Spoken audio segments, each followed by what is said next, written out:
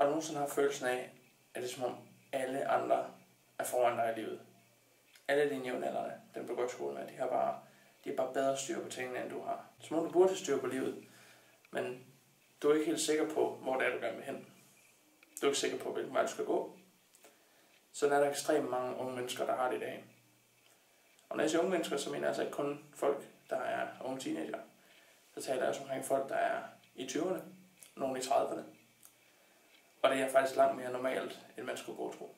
Efter gymnasieårene, eller måske folkeskoleårene, når man siger farvel til klassekammerater og venner, og man ikke længere ses med dem til daglig, og kun ligesom følger med deres liv på sidelinjen. Man ser, hvad de lægger op på sociale medier. Nogle er så heldige at kunne tage et sabbatår i udlandet. Nogle de starter virksomheder og bliver iværksættere. Og nogle mennesker de reklamerer med, at de har fundet det perfekte studie, og alt det kører bare på skinner. Når man ser det, og man ikke selv helt ved, hvor man vej hen, så kan det være en knytnæve lige i maven. Fordi man tænker, hvorfor er det ikke mig? Hvorfor har jeg ikke styr på tingene på samme måde, som de har styr på deres liv? Men sagen er den, der er sindssygt mange mennesker, der har det præcis på samme måde som dig. De deler bare kun højdepunkterne i deres liv. De viser ikke de mange timer, hvor de bekymrer sig og er måske kede af det, eller i hvert fald usikre på, og har mange tanker omkring, jamen, jeg ved ikke, hvor jeg skal hen. Jeg ved ikke, hvad næste skridt i mit liv er. Jeg er dårligt nok begyndt, men jeg ved ikke, hvor jeg skal starte. Det er ekstremt farligt at sammenligne sig selv på sit laveste med andre på deres højeste. Og det højdepunktet i livet, det er det, du ser på sociale medier, på Instagram, på Facebook og på de andre sociale medier. Uanset om du er i dine teenageår eller om du er i 20'erne, så skal du vide, at det er ikke forventet, at du har styr på dit liv endnu. Overhovedet ikke. 20'erne de er til for at finde ud af, hvem man er. For at lave fodfejl. Og for at finde sig selv og lære og prøve lysning af og se, hvad virker for en, hvad virker ikke for en. Og nogle er så heldige, at de finder ud af ret tidligt, hey, det her, det er lige noget for mig. Og så har de ligesom en retning, de kan gå. For andre, der tager det noget længere tid.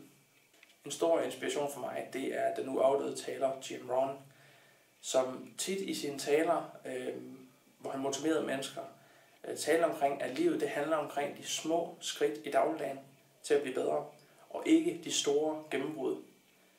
Det vil sige, de små ting, du gør dag til dag, for at bare blive en lille bitte smule bedre dag for dag, det betyder utrolig meget. Og det er altså ikke forfremmelsen. Det er ikke den færdiggjorte uddannelse. Det er ikke mulighederne, der kommer undervejs, for de kommer også i løbet af livet, mulighederne, men det er ikke dem, der definerer livet. Det, der gør til, at du overhovedet får mulighederne, det, der gør til, at du kan færdiggøre en uddannelse, det, der gør til, at du får de her gennembrud igennem livet, jamen det er de små ændringer i dagligdagen, at du stille og roligt bliver bedre, dygtigere og ændrer dig. Og du er så ikke en fiasko, fordi at du har ramt 20'erne eller 30'erne, og endnu ikke har fundet din passion. At du ikke endnu har fundet din livspartner. At du ikke har fundet drømmejobbet eller præcis den uddannelse, du føler, der er ret for dig. De fleste mennesker, der har styr på deres liv i 30'erne, 40'erne, 50'erne, hvis du spørger dem, så vil de nok fortælle dig, at de i store dele af deres 20'ere famlede rundt og vidste ikke, hvad det var, de ville. De prøvede, og de fejlede, og de faldt, og de fik skrammer på knæ og hænder. Men så rejste de sig igen, og så lærte de af det, der skete undervejs.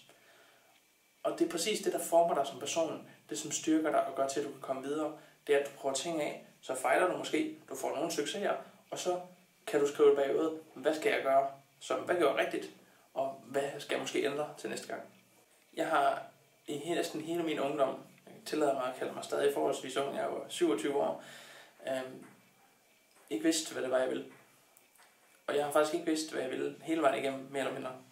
Da jeg var færdig med folkeskolen, der startede jeg 10. klasse, fordi jeg ikke vidste, hvad det var, jeg ville. Så kunne jeg bare tage 10. klasse. Så, da jeg var færdig med 10. klasse, så startede jeg på HHX, fordi, ja, man tager jo en ungdomsuddannelse. Det var sådan, jeg tænkte ikke rigtig over, hvad jeg ellers havde muligheder, fordi jeg tænkte, jeg ved ikke, hvad jeg skal lave, så kan jeg lige så bare starte på en af uddannelserne. Og så tog jeg HHX. Da jeg så var halvvejs igennem HHX, der var jeg lidt droppet ud, og så man var at brække mig over skole på det tidspunkt. Så gik jeg nogle måneder uden skole, hvorefter jeg startede på HF. Og det gjorde jeg, fordi jeg vidste ikke, hvad jeg ellers skulle. Jeg anede ikke, hvad jeg skulle. Så tænkte jeg, altså, så kan jeg da mindst gå i skole igen.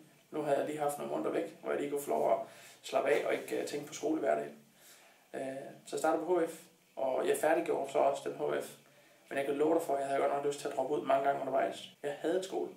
Jeg havde skole simpelthen. Jeg kunne ikke udstå det. Jeg fandt nogle fantastiske venner på HF. Men der var så mange ting, der gjorde til. Jeg var ikke passioneret i hverdagen. Der var ingen af fagene. Der var nogle fag, jeg godt kunne lide, for eksempel idræt. Altså, mere eller mindre, jo mere et fag ikke handler om, at du skal sidde og læse og studere, og jo mere det handler om at bruge kroppen og lave ting, og snakke med folk især, jo sjovere og mere spændende var det. Det er først for nyligt, at det egentlig er godt for mig, at det mere eller mindre hele tiden har lagt lige foran mig, hvad det er, jeg skal bruge mit liv på. Hvad det er, min passion er. Jeg har redigeret videoer hele mit liv. Jeg har optaget videoer dagligt, praktisk talt siden jeg lærte at redigere video, da jeg var, det ved jeg ikke, 12-13 år. Jeg har altid lavet meget video. Jeg har altid haft det som en stor passion. Men jeg har aldrig koblet det sammen med, om det kan jeg lave som et job. Det er først nu, at jeg vælger at sige, okay, nu vil jeg lave noget, som jeg kan lide at lave. Og ikke noget, jeg laver, fordi andre beder mig om det. Så det jeg vil sige til dig, det er, du behøver ikke have styr på dit liv endnu.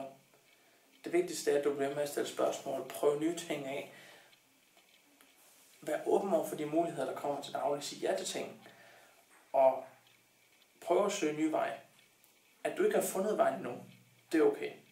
Så længe du bevæger dig fremad og prøver nye ting af. Det kan godt være, det er sneglefart, men så længe det går den rigtige vej, så er det okay. Du skal lære, hvem du er. Og det er kun dig, der gør det. Det er pisse svært. Men du er nødt til at gøre det. Du er nødt til at tage ejerskab for, at det er dig, der har ansvaret for dit eget liv, og hvordan du kommer videre.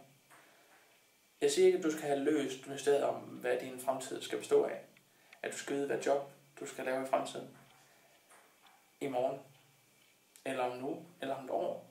Det vil sige, det er, prøv en ny dag. Mærk efter ind i kroppen. Hvad er det, jeg brænder for? Nu sidder jeg her og banker på mikrofonen, det lyder sikkert helt af helvede til. Men prøv at mærke efter, hvad gør dig glad? Når du gør ting sammen med andre mennesker, især ting, som bidrager positivt til andre menneskers liv, hvad er det for nogle situationer, hvor du kan bidrage med noget positivt for andre mennesker? Overvej, om der er jobmuligheder, hvor du har muligheden for at gøre det til daglig. Tænk, hvor du føler dig passioneret omkring det, du gør. Hvor du føler, du gør en forskel både for andre mennesker og for dig selv. Tusind tak, fordi du så den her video.